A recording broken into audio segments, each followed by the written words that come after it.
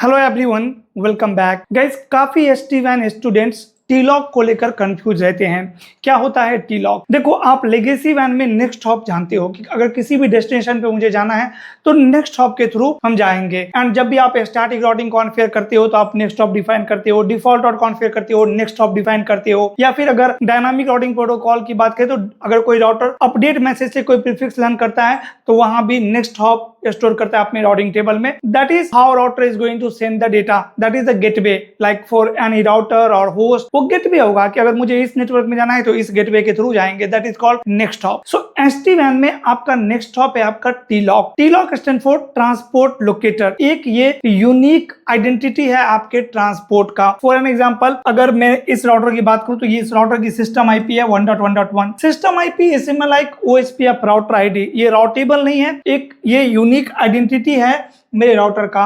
And ये router आप देखो 3 अलग अलग ट्रांसपोर्ट से कनेक्टेड है, MPLS, internet and LTE। Her interface की, हर ट्रांसपोर्ट की एक यूनिक टी-लॉक होगी। एंड वो टी-लॉक के हेल्प से ये राउटर क्या करेगा, टनल बनाएगा दूसरे साइड से एंड जिसके थ्रू कम्युनिकेशन होगी। तो T-lock stands for transport locator. It is a unique identity of transport path in SD-WAN. It is combination of system IP, color and encapsulation.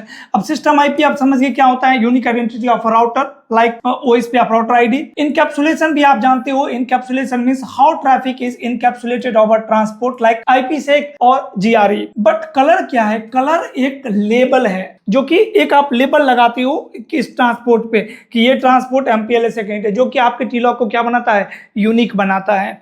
तो अगर मैं इस राउटर की बात करूं जिसकी सिस्टम IP 1.1.1 है एंड ये 3 ट्रांसपोर्ट से कनेक्टेड है, तो इसका पहला टी-लॉक क्या होगा, लेट्स से टी-लॉक 1 जो कि 0/0 की मैं बात कर रहा हूं। तो system IP 1.1.1, colour MPLS and encapsulation IPsec। By default encapsulation IPsec ही होता है। 0/1 मान लीजिए TLOC 2 1.1.1 same system IP, colour biz internet and encapsulation IPsec। 0/2 system IP 1.1.1 encapsulation IPsec and colour LTE। तो तीनों टी-लॉक में आपकी सिस्टम IP एड्रेस सेम है, राइट। आपकी इनकैप्सुलेशन प्रोटोकॉल सेम है, बट कलर क्या है, यूनिक है। बिकॉज ऑफ कलर आपके तीनों टी-लॉक 1, टी-लॉक 2 एंड टी-लॉक 3 क्या है, यूनिक है। तो यहाँ पे आप देख सकते हो T-lock is not just an IP address, it's not IP address, it is a unique identity of a transport path, right? T-lock is like the address of a road your data travel on. It is made of system IP, color encapsulation and helps SD-WAN devices build tunnels and send traffic through the right WAN link. And जब भी हम manipulation configure करते हैं, policy configure करते हैं,